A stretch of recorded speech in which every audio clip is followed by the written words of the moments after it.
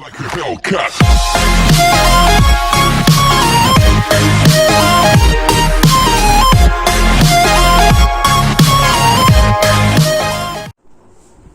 आप सभी को Radhe Radhe, good day to all.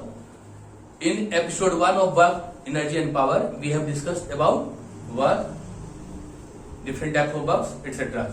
Now in this video, we are going to discuss about energy. But before discussing about energy, I would like to say, watch the video completely till the end and like it and share the video as much as you can. And if yet you have not subscribed the channel, please subscribe the channel. Now come to the point, energy. First of all, we should know what is energy. So suppose a person is doing some work. After some times, he or she feels tired and also feel that he or she has lost something, which must be regained to do more work. Means यदि कोई व्यक्ति काम करता है तो कुछ समय के बाद वो थक जाएगा, होता है ऑब्वियसली. ये क्यों थक गया भैया? ऐसा लगता है उसको कि कुछ ना हमारे बॉडी से कोई ना कोई चीज का, किसी न चीज का हमने लॉस्ट किया किसी चीज को, और यदि और ज्यादा वर्क करना है तो जिस चीज को हमने लॉस्ट किया फिर से हमको उसको गेन करना चाहिए. What has he lost is energy. जिस चीज को उसने लॉस्ट किया वही एनर्जी है. अब यहाँ पे लॉस्ट बोलना, जैसे आगे आप पढ़ोगे law of conservation of energy, तो energy can neither be created not be destroyed मैं पढ़ाऊंगा. तो एनर्जी लॉस्ट तो होता नहीं, एक्चुअली वहां पे एनर्जी जो था, जो यहाँ लॉस्ट वर्ड यूज किया जा रहा है, एक्चुअली एनर्जी दैट ही और she has possessed has transformed in some another form. वो किसी दूसरे फॉर्म में ट्रांसफॉर्म्ड हो गया. ठीक है. तो अब एक और एग्जांपल बोलता हूं. Suppose a person gets tired after doing little work and another person do more work than the previous one. What will you say? एक पर्सन थोड़ा सा काम किया, थक गया, अब करने लायक नहीं है वो. दूसरा उससे कई गुना ज्यादा काम करता है. मीन्स का आप क्या बोलोगे आप? First person is weak and another second is strong, and weak person has less energy whereas strong person has. यही बोलेंगे ना साधारण लैंग्वेज में. हम डे बाई डे लाइफ में यदि सपोज कीजिए ईसा अगर्रा और आदि जायसवाल को किसी काम में भिड़ाते हैं, है ना, तो ये तो 5 मिनट में सरेंडर कर जाएगा. ये तो राक्षस जैसा है, 2-4 घंटा करते रहेगा, है ना. मीन्स इसको बोलेंगे कि स्ट्रांग है, वो वीक है. मीन्स उसके पास एनर्जी कम है, इसके पास एनर्जी ज़्यादा है. क्लियर? अब मीन्स कहीं ना कहीं एनर्जी को हम कैसे मेजर कर रहे हैं? काम करने की कैपेसिटी से ही एनर्जी को मेजर कर रहे हैं. जो कम काम किया उसके पास कम एनर्जी है, जो ज़्यादा काम किया उसके पास ज़्यादा एनर्जी है. मीन्स जो कैपेसिटी है आपका काम करने का, वर्क करने का, वही एनर्जी है. सो कैपेसिटी, एकदम सिंपल लैंग्वेज में मैं बता रहा हूं, नोट्स में तो 3-4 लिखा हुआ है, आप एक चीज देख लीजिए. कैपेसिटी का स्पेलिंग यही होगा ना, capacity of doing work is called energy. ये क्लास 5 में भी आपने पढ़ा होगा. Capacity of doing work is called energy. Ability of doing work of any person is known as energy of that person. चूंकि यहां से तो पर्सन हमने गायब कर दिया, अभी तक हम पर्सन पे ही डिस्कस कर रहे थे, है ना, कि तो वही ability of doing work of a person is called energy of that person. Ability of doing some work of an object is called energy of that object. सिर्फ पर्सन ही वर्क नहीं करता, ऑब्जेक्ट आज के डेट में तो person से ज्यादा मशीनरी ही टूल्स ही करता है, तो टूल्स का भी एनर्जी होगा. जितना उसका काम करने का कैपेसिटी है, that is called energy. It is also, first point, it is also scalar quantity. Scalar quantity also आप लिख भी सकते हो, नहीं भी लिख सकते हो. ऑल्सो मैंने इसलिए लिखा कि हमने वर्क को भी पढ़ा था, तो work is scalar quantity. That's why I have written it is also a scalar quantity. It is a scalar quantity because it has only magnitude and not direction. SI unit of energy is, आप दोनों बताइए क्या होना चाहिए, क्यों होना चाहिए? Joule तो वर्क का है, एनर्जी का SI यूनिट जूल क्यों होना चाहिए?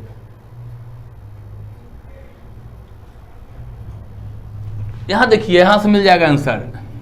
एनर्जी क्या है? वर्क करने का कैपेसिटी, यानी कहीं ना कहीं वर्क हम कितना किए, वर्क करने का कैपेसिटी। सपोज कि इसने 5 जूल का वर्क किया, इसने 10 जूल का वर्क किया, तो if capacity of doing work is energy and he can do 5 joule of work, means he has 5 joule energy, and if he can do 10 joule of work means he has 10 joule of energy. तो energy क्या है? Work करने का ही capacity, यानी कहीं ना कहीं वो वर्क का ही अमाउंट है। दैट्स व्हाई, और वर्क का यूनिट क्या है? Joule. That's why SI unit of energy is joule. Joule, और सिंबल इसका क्या होता है? Capital J। अब जूल जो है बहुत छोटा सा यूनिट है। कॉमर्शियल स्केल पे यदि बात करें, लार्ज स्केल पे यदि एनर्जी, जैसे घर में जो हम एनर्जी कंज्यूम करते हैं, इलेक्ट्रिकल एनर्जी, है ना, तो उसको हम जूल में लिखेंगे तो बहुत बड़ा लंबा फिगर आ जाएगा। तो एक होता है बोर्ड ऑफ ट्रेड यूनियन, है ना, तो उसमें आप आ जाइए, इसका इसे सीधा बोले लार्जर यूनिट या कॉमर्शियल यूनिट। लार्जर यूनिट और commercial unit of energy is kilowatt hour. क्या है ये? Kilowatt hour. And simply it is also known as, जैसे इलेक्ट्रिकल एनर्जी के बाद केस में आ जाए तो यूनिट, जैसे घर में आप बोलते हो ना बिजली बिल आता है, तो बिजली बिल क्या है? इलेक्ट्रिकल एनर्जी आपने कितना कंज्यूम किया, उसी का अमाउंट है वो। तो 100 यूनिट, 200 यूनिट, 1000 यूनिट। तो unit means 1 unit means 1 kilowatt our. आपके घर का इलेक्ट्रिसिटी का बिल 1000 यूनिट आता है, मीन्स आपने 1000 किलोवाट आवर एनर्जी कंज्यूम किया, इलेक्ट्रिकल एनर्जी। ठीक है,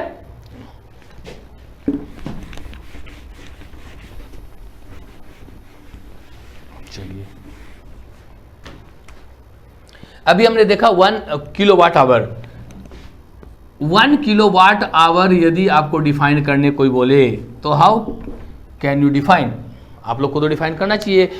1 जूल, 1 न्यूटन, कई बार बता दिया हूं, तो बोलिए 1 kilowatt hour how can you define?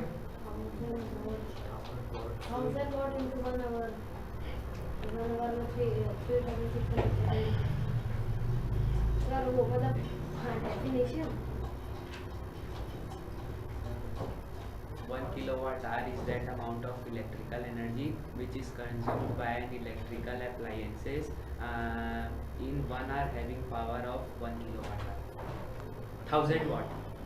Same चीज है, 1 किलोवाट पावर बोलो या 1000 वाट बोलो, सेम चीज है। For 1 hour means if any appliances of power 1 kilowatt, कोई भी एप्लियंस है उसका पावर यदि 1 किलोवाट है और वो 1 घंटे तक यदि आप रन कर पाते हो 1 आवर तक, तो ये जो एनर्जी कंज्यूम करेगा 1 किलोवाट आवर हो जाएगा। तो 1 kilowatt hour is that amount of energy, है ना, which is consumed by an appliances of power 1 kilowatt when it runs for 1 hour. Clear?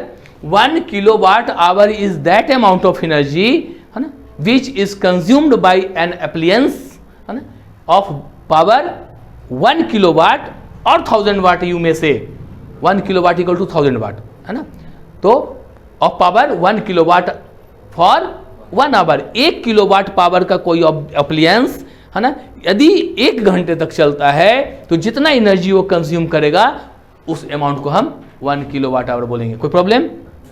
समझ में आया? लिख लोगे आप? ऐसे आप लोग का पहले चैप्टर में भी आप लोग 1 न्यूटन, 1 जूल, ये सब डिफिनेशन बताया कि नहीं आप लोग के टीचर? इंपॉर्टेंट है, ये सब पूछता है। अच्छे टीचर देंगे पेपर तो पूछेंगे आपको 1 जूल क्या है, how can you define 1 joule, how can you define 1 Newton, similarly how can you define, है ना, या क्वेश्चन आएगा डिफाइन 1 किलोवाट आवर। तो 1 kilowatt hour is that amount of energy which is consumed by an appliance of power 1 kilowatt when it runs for 1 hour. 1 kilowatt into 1 hour होगा ना, 1 kilowatt our, बस यही है।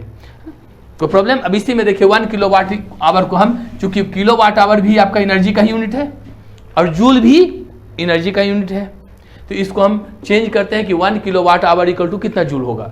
तो 1 किलोवाट आवर इक्वल टू, अभी हमने पढ़ाया आपको 1 किलोवाट इंटू 1 आवर। 1 किलोवाट को अब हम ऐसा यूनिट में चेंज करते हैं, ऐसा यूनिट होता पावर का वाट, तो 1000 वाट हो जाएगा इंटू 1 आवर को सेकंड, टाइम का ऐसा यूनिट सेकंड नॉट आवर, तो 1 आवर को आप चेंज करेंगे सेकंड में, तो 1 hour equal to 60 minute and 1 minute equal to 60 second. So 1 hour equal to 60 into 60 second, into कीजिए 6 6 36 into 1 2 3 4 5 means you can write it 36 into 10 to the power 5। और कभी भी जब मैथमेटिक्स में आप पढ़े होंगे क्लास 7 8 में, स्टैंडर्ड फॉर्म में ये लिखते हैं, तो आपका पॉइंट से पहले एक डिजिट होना चाहिए। यहाँ 36 हमने लिख दिया, मतलब 36.0, तो स्टैंडर्ड फॉर्म में लिखने का ये तरीका है ना। 3.6, अब जब पॉइंट यहाँ ले आए तो ये हो जाएगा 10 टू द पावर 6 जूल। तो 1 kilowatt hour equal to you can write 36 into 10 to the power 5 joule और 3.6 into 10 to the power 5 joule. It is also important 1 kilowatt hour equal to 3.6 into 10 to the power 6 joule. इसी पे कल जो test में check कर रहा था question, इसी पे बेस्ट था एक क्वेश्चन। कोई problem? Now sources of energy, sources of energy.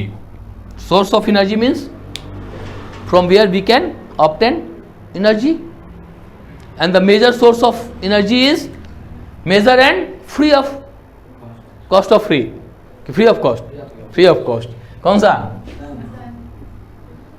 Natural and the biggest major source of energy and free of cost. कोई कॉस्ट लगता है क्या उसमें? लेकिन उसको हम लोग लेते नहीं है। पर डे 1 आवर सन में बैठना चाहिए, आपको विटामिन डी उससे मिलेगा, है ना। तो sun is the major source of energy. तो सोर्सेस ऑफ एनर्जी किसको बोलेंगे? The thing, the substance, the object from where we can get energy, we can obtain energy is called source of energy, and the major source of energy is sun. और कोई source बोलिए?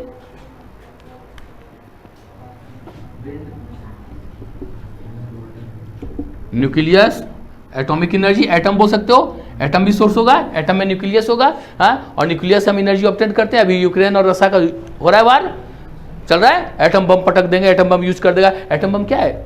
उसमें कौन सा energy use होगा? Nuclear energy, है ना। और बोलिए कहाँ से एनर्जी मिल सकता है? विंड। तो विंड एनर्जी नहीं, हम अभी सोर्स पढ़ा रहे हैं, तो wind is the source of energy. और वाटर, बिल्कुल, कैसा वाटर?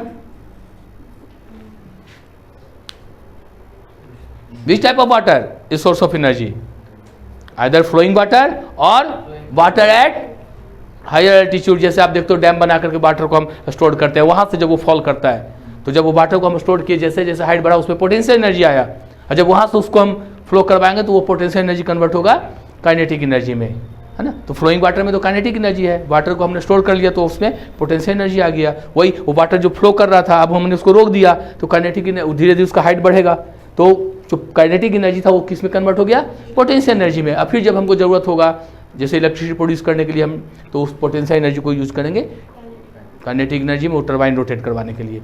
वो काइनेटिक एनर्जी से फिर आपका टरबाइन रोटेट होगा और फिर आपका इलेक्ट्रिसिटी प्रोड्यूस होगा। चलिए, और इलेक्ट्रिक, तो इलेक्ट्रिक एनर्जी, इलेक्ट्रिसिटी आपका सोर्स ऑफ एनर्जी में पूछ रहा हूँ। इलेक्ट्रिसिटी और हाँ साउंड और तो लाइट, तो वो तो सन से ही हो गया ना।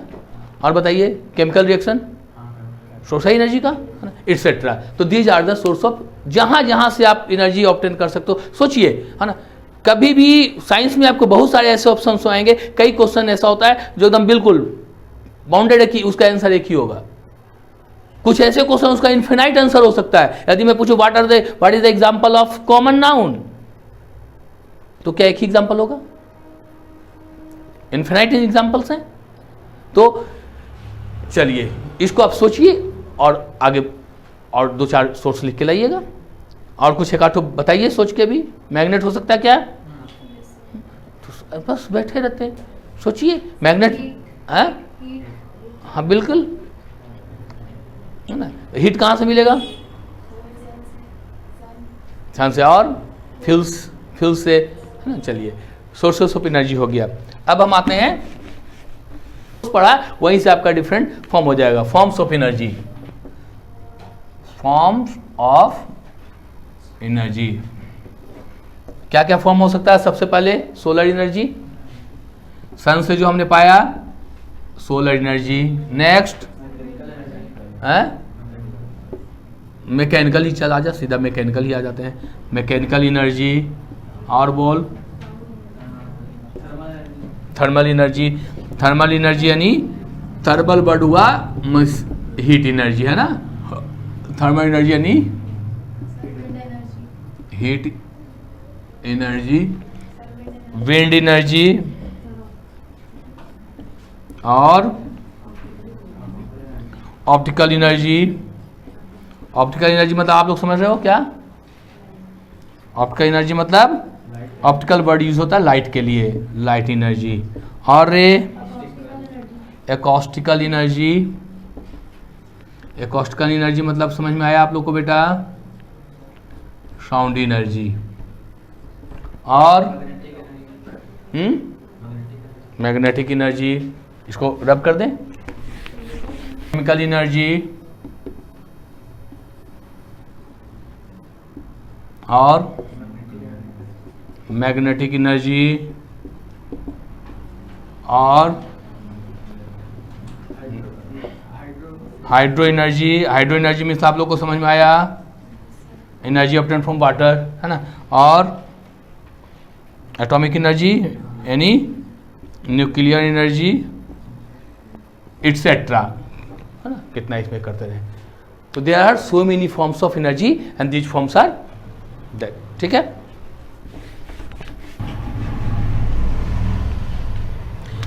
Now transformation of energy.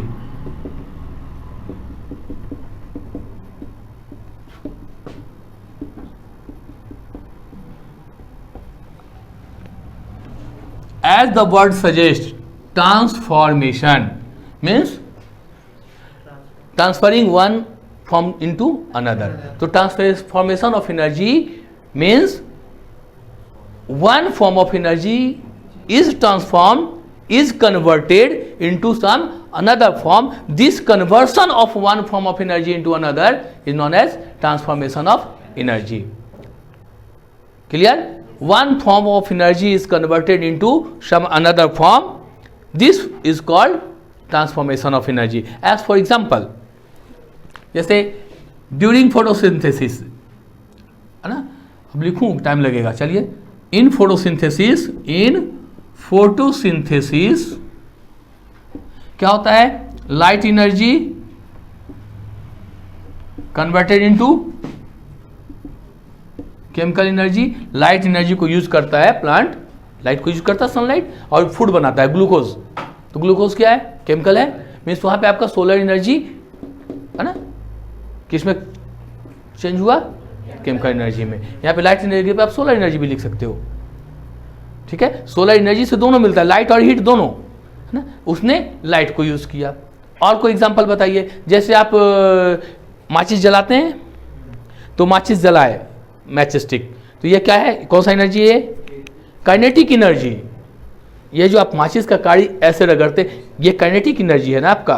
तो एक्चुअली में पहले तो मस्कुलर एनर्जी आपने यूज किया, जो कन्वर्ट हुआ काइनेटिक एनर्जी में। उस काइनेटिक एनर्जी के कारण उसमें जो आपका मैच स्टिक में जो फास्फोरस था वो जलता है, और हीट एंड लाइट एनर्जी आपको मिलता है। गैस इग्निटर, गैस जलाते हो घर में, है ना, होता है लाइटर, जिसको गैस इग्निटर उसका एक्चुअल नाम है ना। तो आप, तो उसमें क्या है? ये मैकेनिकल हुआ, ये आपने मोशन में लाया, मैकेनिकल एनर्जी कन्वर्ट हुआ किसमें? हीट और लाइट एनर्जी में। और एग्जांपल आप लोग तो पढ़े हुए, बताइए और कुछ फॉर्म्स ट्रांसफॉर्मेशन का।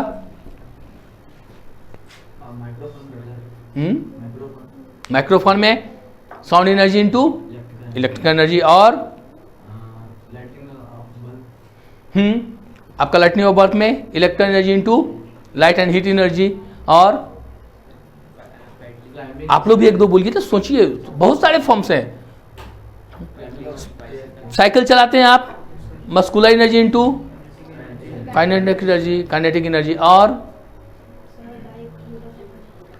When we burn fuel, burning of fuel, conversion of transformation of chemical energy into heat energy and light energy, and somewhere in mechanical energy like in bikes petrol जलाते हो, केमिकल एनर्जी है, किसमें convert हुआ है? Kinetic energy में। और हो गया, एक ही चीज को बार बार कितना बोलोगे? और बोलो। उसमें पोटेंशियल और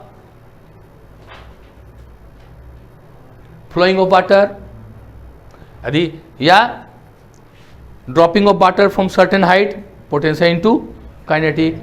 और ऐसे ही है, बहुत सारे फॉर्म्स हैं, ठीक है, आप पढ़ लीजिएगा ना। अब आगे हम आते हैं टाइप्स ऑफ एनर्जी, जो मेन हमको क्लास 9 में आपके लिए उसमें से एक इंपॉर्टेंट चीज मिलेगा, types of energy. Types of energy में जो आपका क्लास 9 में पढ़ना है मैकेनिकल एनर्जी है ना, तो हम उसी का पढ़ते हैं, मैकेनिकल एनर्जी। मैकेनिकल एनर्जी किसको बोलते हैं? मैकेनिकल एनर्जी, एनर्जी हम बोलते हैं कैपेसिटी ऑफ डूइंग वर्क। और मैकेनिकल एनर्जी तो that energy which can do mechanical work, जो मैकेनिकल वर्क कर सकता है उसी एनर्जी को हम बोलते हैं mechanical energy. And there are 2 types of mechanical energy. First kinetic energy and second potential energy. Kinetic energy किसको बोलेंगे? तो काइनेटिक एनर्जी सिंपल बोल रहा हूं, kinetic energy the energy due to motion, जो मोशन के कारण एनर्जी जो होता है ना, energy possessed by body due to its motion. Energy possessed by body due to virtue of motion is called kinetic energy, and energy possessed by body due to its position or shape, sometimes shape और size के कारण भी, shape के कारण भी, जैसे spring है ना, स्प्रिंग को आप ऐसे स्ट्रेच कीजिए, और जैसे आप देखते हो कभी कभी इलास्टिक रबर से ऐसे खींच के ऐसे बॉडी में करके छोड़ूंगा, यहाँ हिट करता है आपको, उस ऐसे जितना ज़्यादा स्ट्रेच करेंगे उतना ज़्यादा आपको हर्ट करेगा। मीन्स जितना ज़्यादा हमने इसको स्ट्रेच किया पोजीशन के कारण उसमें उतना ज़्यादा पोटेंशियल एनर्जी आया है ना। तो वो पोटेंशियल एनर्जी जब हमने यहाँ से लेफ्ट किया उसको, तो आपको कन्वर्ट हुआ और आपको हर्ट किया है ना। तो वहाँ जो एनर्जी उसमें आया किस चीज़ के कारण?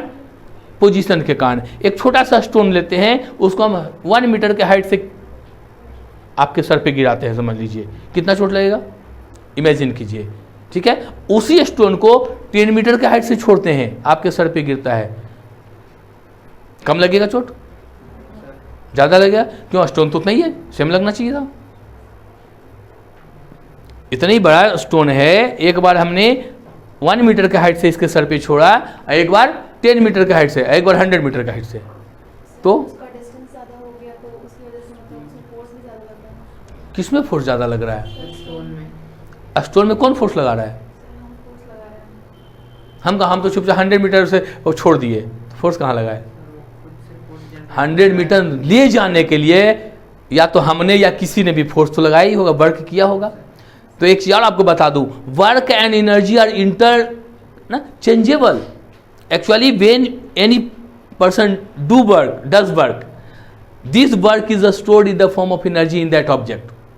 अभी सबसे पहले हमने बोला था ना कि if a person does some work है ना, he feels tired and feels that he has lost something, and what has he lost is energy.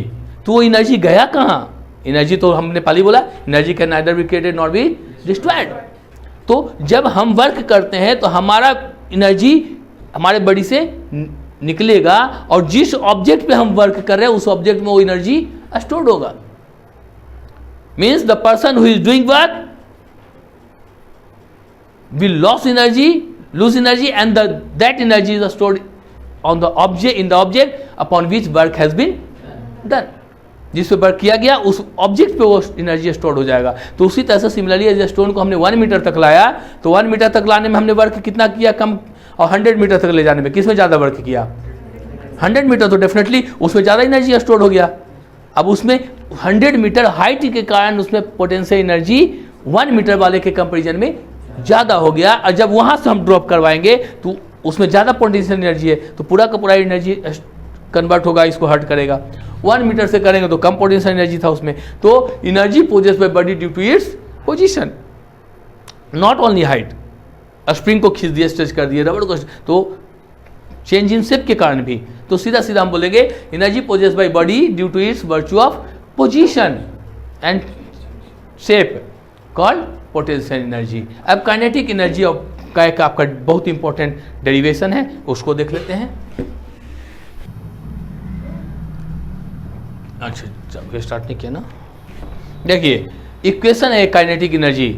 अब रह गया बात कि कोई भी बॉडी फ्लो कर रहा है, मोशन में है, कितना काइनेटिक, किसी भी बॉडी का काइनेटिक एनर्जी या potential energy, how can we calculate it?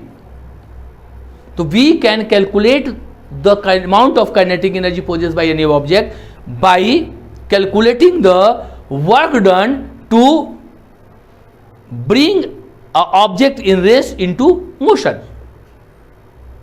क्योंकि किसी भी बॉडी में काइनेटिक एनर्जी तभी आएगा जब वो मोशन में होगा। अब कोई रेस्ट में है, ये डस्टर यहाँ पे देखिए रेस्ट में है, अब इसको मोशन में लाने के लिए हमको तो वर्क करना पड़ेगा, means we will have to apply force.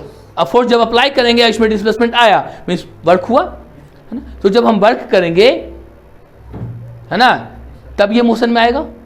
तो इसको कोई भी बॉडी जो रेस्ट में है, रेस्ट से उसको मोशन में लाने के लिए हम जितना वर्क करेंगे अमाउंट उसको कैलकुलेट कर लेगी। How much work has been done to bring an object from rest to motion is the amount of kinetic energy possessed by that body, और by calculating the amount of work done by a moving body before coming into rest.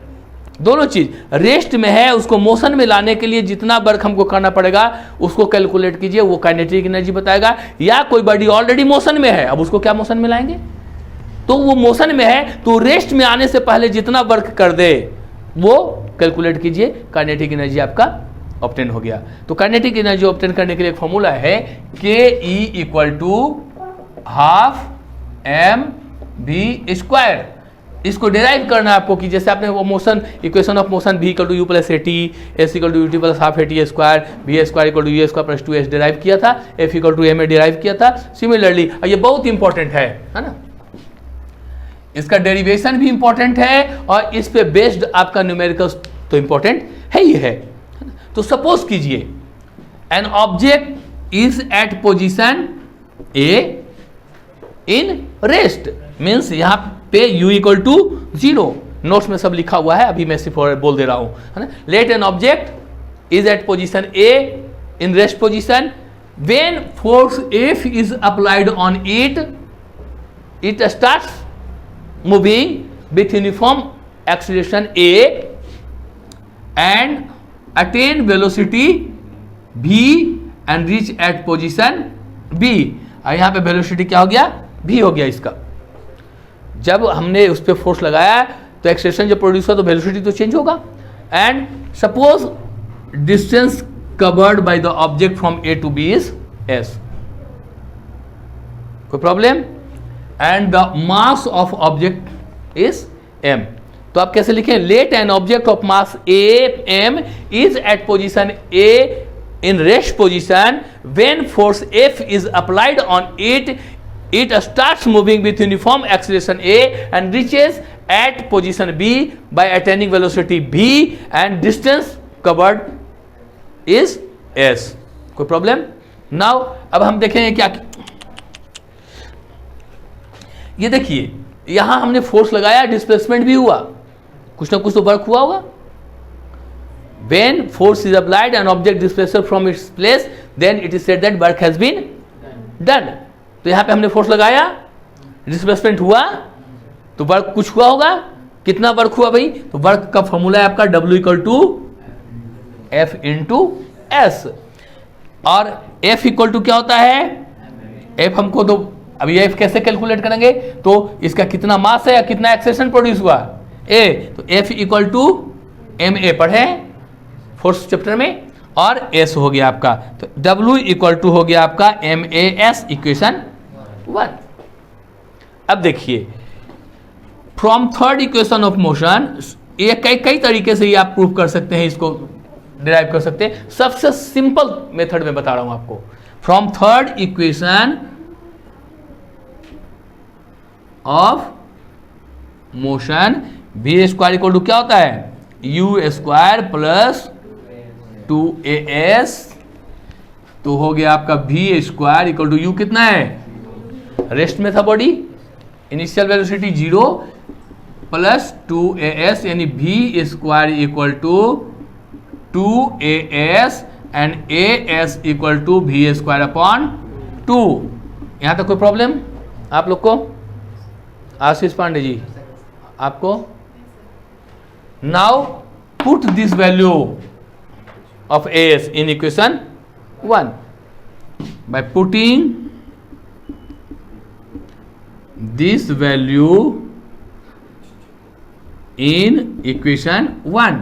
तो equation 1 था w equal to MAS, तो m और as के जगह v square upon 2। Now we can write w equal to 1/2 mv square. अब this work done is nothing but kinetic energy. क्यों? क्योंकि सबसे स्टार्टिंग में मैंने बोला कि how can we calculate kinetic energy, तो we can calculate the kinetic energy possessed by body either by calculating the work done to bring an object from rest to motion, और by calculating the work done by a moving body before coming into rest. Means यदि कोई object rest में है तो उसको motion में लाने के लिए हमको जितना वर्क करना पड़ता है वो वर्क कैलकुलेट कीजिए, वो काइनेटिक एनर्जी होगा। या फिर कोई बॉडी ऑलरेडी मोशन में है तो वो रेस्ट में आने से पहले जितना वर्क करता है या रेस्ट में लाने के लिए जितना वर्क करना पड़ता है उसको कैलकुलेट कीजिए, वो काइनेटिक एनर्जी होगा। अब यहाँ ये रेस्ट में था, उसको मोशन में लाने के लिए हमने इतना वर्क किया, तो दिस वर्क इज, तो this work done is nothing but kinetic energy. So we can write kinetic energy equal to 1/2 mv square। Derivation बहुत टफ है, ये हम जानते ही हैं, सिर्फ f का वैल्यू ma रखना है और यहां से as का वैल्यू निकाल देना है। ये भी हम ऑलरेडी पढ़ चुके हैं फिजिक्स के फर्स्ट चैप्टर में। हो गया, समझ में आया? आएगा ही आएगा आपके स्कूल में, टीचर ठीक पढ़ाते हैं ना, न्यूमेरिकल्स में पढ़ाते हैं ना, हाँ तो बिल्कुल आएगा। अच्छा पढ़ाते हैं तो ये क्वेश्चन आएगा, और नहीं पढ़ाते हैं तब तो फिर बात ही अलग है।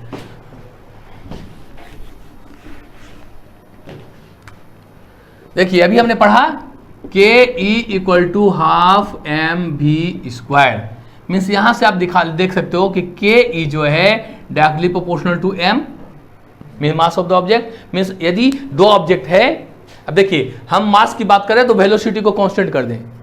Means if two objects are moving, two body are moving with constant same velocity, दोनों same velocity से move कर रहा है, then which object will have more kinetic energy? How can you decide? दो कार है या दो व्हीकल है, दोनों व्हीकल 40 किलोमीटर पर आवर के स्पीड से जा रहा है वेलोसिटी से, किसका काइनेटिक एनर्जी ज्यादा होगा? कैसे आप बता सकते हो? बता सकते हैं आप? नहीं बता सकते। बता सकता है रे? If two vehicles are moving with same velocity of different mass, तो which one has more kinetic energy, which one will possess more kinetic energy? जिसका मास ज्यादा है। डिफरेंट मास हमने बोला ना, तो मास यदि डिफरेंट है तो जिसका वेलोसिटी दोनों का सेम है, तो आखिर हाफ एम वी स्क्वायर होता है ना, तो वी स्क्वायर तो दोनों का सेम है, तो एम जिसका ज्यादा उसका काइनेटिक एनर्जी ज्यादा होगा। कॉमन सेंस की बात है, देखिए ना यहाँ पे के ही है, हाफ को भी हटा दिए, वी को भी हटा दिए, वी तो सेम ही है, हाफ भी दोनों के लिए सेम है, तो एम ज्यादा हो जाएगा, तो ये पूरे का प्रोडक्ट ज्यादा होगा ना। Means kinetic energy directly proportional to mass. अब यहाँ पे क्वेश्चन कैसे आस्क किया जा सकता है? If mass of an object is doubled, what effect will be on the kinetic energy possessed by the object. यदि कोई बॉडी मूव कर रहा है और स्पीड कांस्टेंट रख दिया गया और उसका मास को डबल कर देते हैं तो एनर्जी क्या हो जाएगा, काइनेटिक एनर्जी डबल। मास को ट्रिपल कर देते हैं, काइनेटिक एनर्जी, मास को हाफ कर देते हैं, काइनेटिक एनर्जी हाफ, मास को 1/3 कर देते हैं, काइनेटिक एनर्जी। क्लियर। अब देखिए K E is directly proportional to v square. अब मास को कांस्टेंट कीजिए, दो ऑब्जेक्ट है सेम मास का, ठीक है, two object, two vehicles are of same mass are moving with different velocity, which one will have more kinetic energy?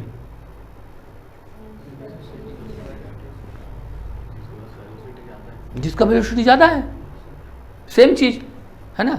लेकिन यहां पे v का क्या है, स्क्वायर का डायरेक्टली प्रोपोर्शनल है। अब देखिए यदि v को हम जैसे मास को डबल किए थे तो काइनेटिक एनर्जी डबल हुआ, मास को ट्रिपल किए तो काइनेटिक एनर्जी ट्रिपल, लेकिन वेलोसिटी को आप डबल कर दोगे तो डबल का square 4 times. If velocity is double then the kinetic energy possessed by the object will become 4 times and if triple then 9 time square, not 6, 3 2 जा 6 नहीं, 3 3 जा 9, 3 का स्क्वायर हो जाएगा।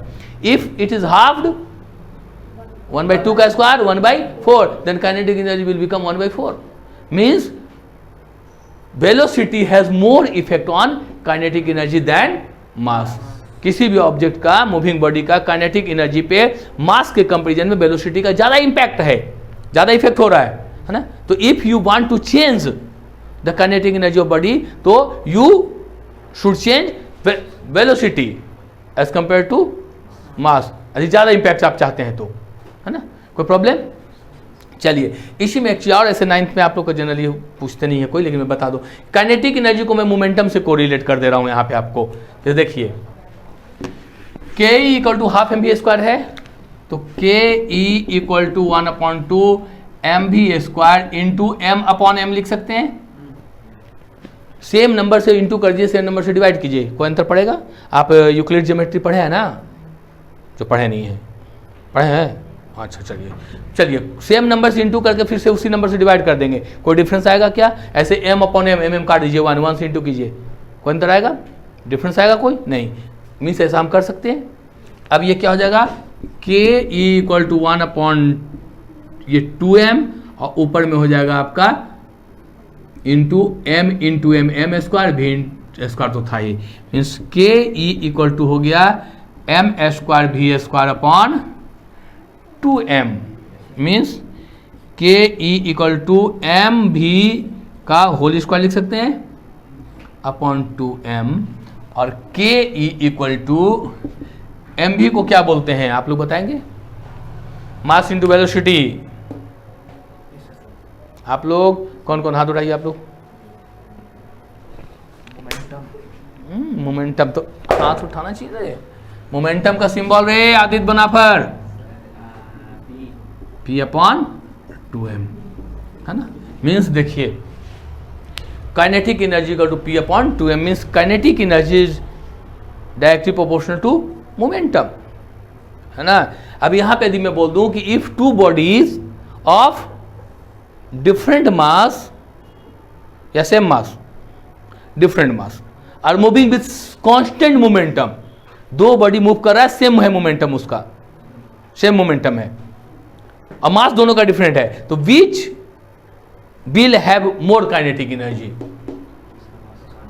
जिसका मास कम है, क्योंकि देखिए मास यहां इनवर्सली प्रोपोर्शनल है। यदि आपका किसी भी दो बॉडी का मोमेंटम सेम है तो जिसका मास ज्यादा होगा उसका काइनेटिक एनर्जी कम होगा, जिसका मास कम होगा उसका काइनेटिक एनर्जी ज्यादा होगा। आया समझ में ये क्यों?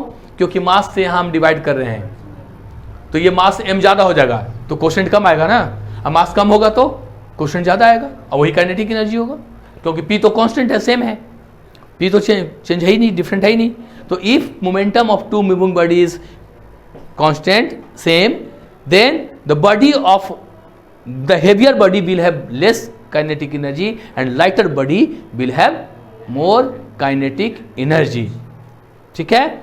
अब चूंकि वीडियो लंबा हो गया तो हम आपसे नेक्स्ट वीडियो में मिलते हैं पोटेंशियल एनर्जी और पावर और इसके वेलोसिटी जो भी है उसके साथ। तब तक के लिए आपको Radhe Radhe. Subscribe now and press the bell icon. never miss an update.